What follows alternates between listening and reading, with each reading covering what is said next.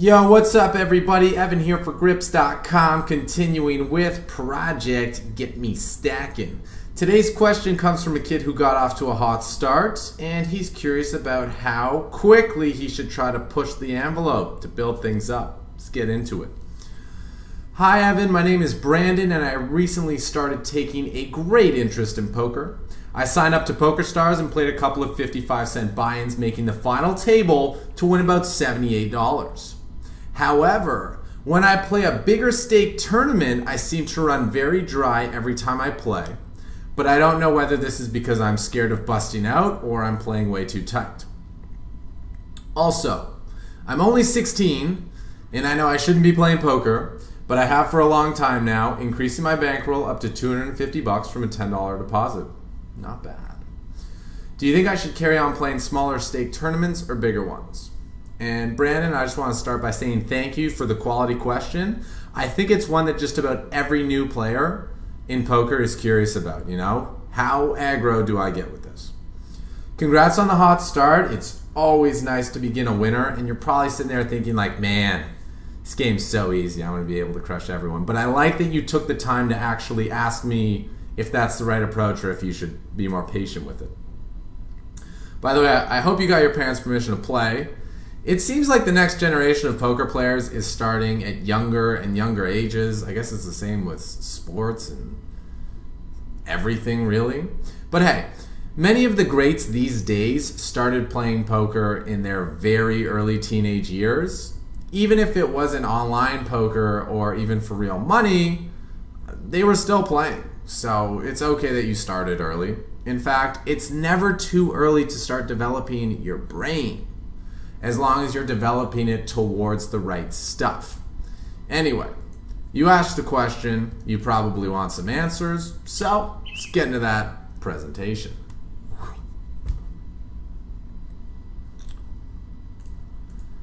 Let's begin by talking really briefly about multi-table tournaments. What makes them great is that you can get a huge multiplier payout on your investment. Like you, for example, you managed to nab over 150 buy-ins from one score. It's incredible.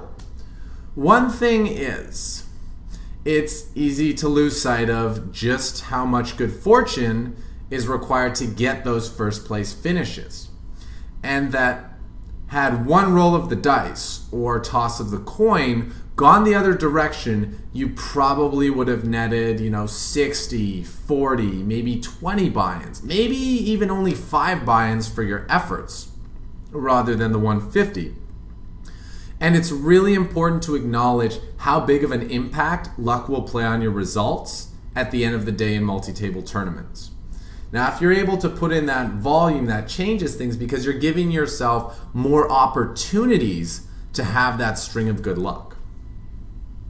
And recognize that as you play higher limits where people care about their investment more, it won't be as easy to hit those top spots on the regular.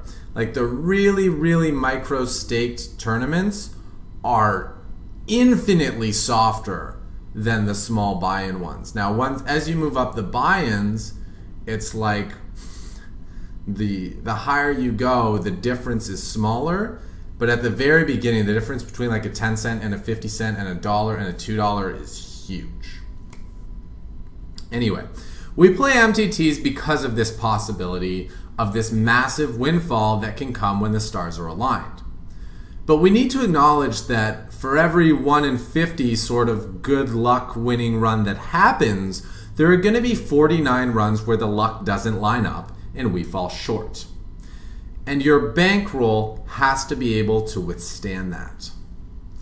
It's easy. In fact, it's very common to go 50 or more games without a significant score in large field multi-table tournaments.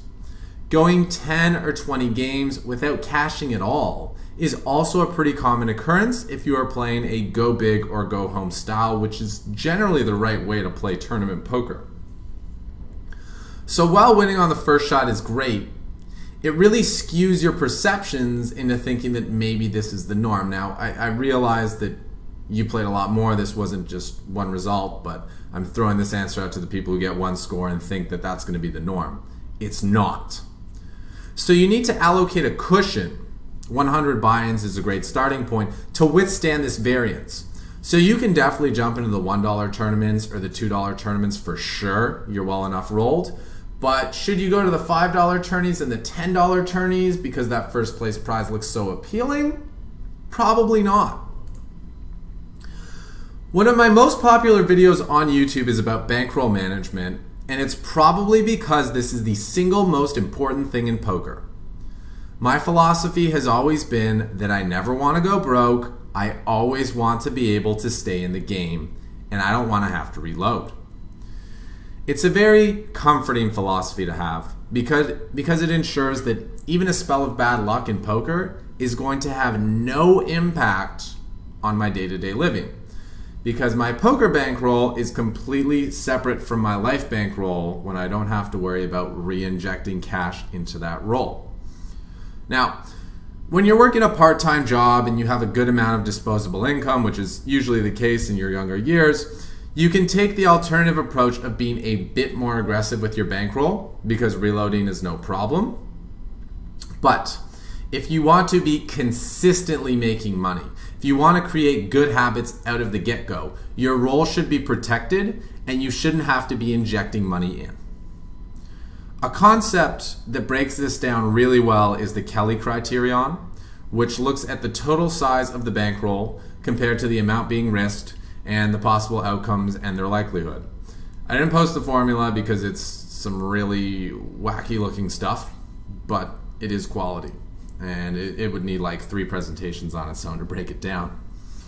The Kelly bet is the optimal amount for maximizing the expected bankroll growth for the gambler with average luck, while minimizing the volatility or swings of the bankroll and minimizing the risk of ruin, which is the chance of losing everything, and we don't want that. If you want to know the exact limit you should be playing, the Kelly criterion formula will be your best friend. But if you don't want to get into the super technicals, have at least 50 buy-ins when playing tournaments with up to 45 players, 100 buy-ins for tournaments with up to 250 players, and at least 200 buy-ins in your account for tournaments with over 500 players. This is because more players means more variance, means lower chances of winning, and therefore larger dry spells you're going to go through between the big scores. While that first place prize gets more and more appealing as the field size increases, you have to realize that your odds of actually getting it go down proportionately as the field size increases. Regardless of whether you are trying to play as a pro and be constantly cashing out, or if you are playing mostly for entertainment with winnings, just being a nice to have bonus, your second statement in the question really hit the nail on the head as to what limits you should be playing. If the buy-in for the event or cash game is one that makes you feel uncomfortable at the proposition of losing it, then you are probably playing too big. If the amount you are playing for is one that makes you have zero care in the world whatsoever about the outcome, like even if you win, then you're probably playing too small. You want to find a spot where you're excited about the prospect of performing well, where the win is significant and would make you feel satisfied if you got it. But also, you have to be comfortable at the prospect of losing that buy-in, as it is the most likely result whenever you play. Now, I'm not saying you should be happy about losing, but you should be at peace with it. So the range of possible outcomes should go from, like, on one hand, slightly disappointed all the times you bust out, to pretty elated when you actually get that victory, and all the scores in between still leave you feeling pretty good. The range of outcomes that you don't want is one where if you lose, it's the end of the world, and on the other hand, it's this score is totally going to change my life if I win. Like, oh my God.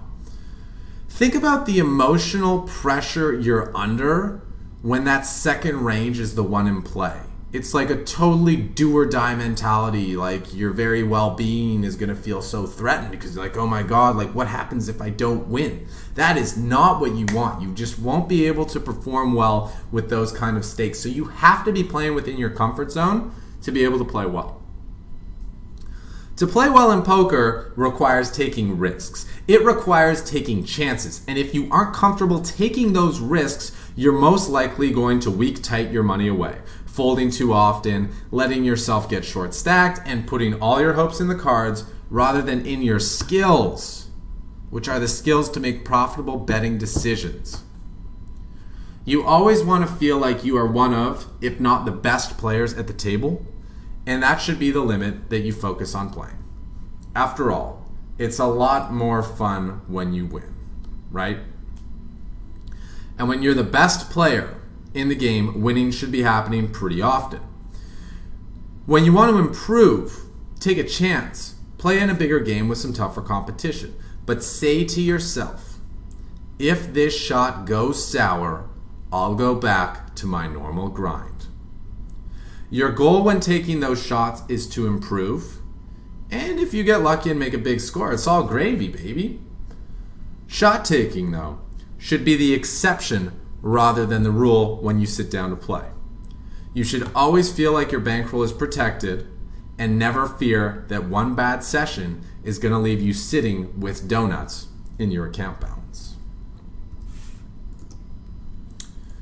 So, when it comes to gambling, going for it, your ego is your biggest enemy. It's the one there telling you, oh, Brandon, you deserve this. You're so much better than these guys. I mean, if you can beat the 55-cent games, you can probably beat the $5 games, maybe even the $20 games. How much tougher could they be? And look how much you could win. To silence your ego real quick, I'm going to tell you the truth, okay? That winning at a bigger buy-in tournament doesn't prove that you're a better player. That's it. Because so much of it can be luck. It doesn't instantly bring you 5 levels up. All it lets you do is brag to your friends that you won some big digits. What proves that you are a better player than others, which is what your ego really craves anyway, is an ability to win consistently at any limit. Doesn't matter what limit you're playing, it's the ability to win consistently at it and prove that you know how to do something well that's going to satisfy your ego and make you feel good. And the player who is willing to stick to a limit until they perfect it is probably going to have no issues moving up because their game is so solid. Look at Charlie. But the player who kept taking shots and just got lucky one time so they had a big score but they kept taking shots is super likely to bust that score. I've seen it a million times over because they'll just keep trying to play big. They think they belong there even though they're totally outclassed. So, truth is, Brandon, you're going to know best what games you should be playing, but I hope this information helps you. Don't let your bankroll define you. Don't look for validation based on how much money you have in your account. This is a recipe for reckless reaching and striving. If you need to be in a rush to do something, be in a rush to eliminate mistakes from your game. Don't be in a rush to make money. Focus on making better decisions and becoming a better player every time you play, and you will know when it's time to play in the bigger games because you'll have confidence in your abilities and the results to back it up. I hope you found that insightful and informative. If you have any questions for me, please send them on over to evan@grips.com with the subject line, Get Me Stackin'. Thank you for giving me the opportunity to share my knowledge with you. It's been a real pleasure. And until next time, this has been Evan for Grips.com saying peace, patience, and progress.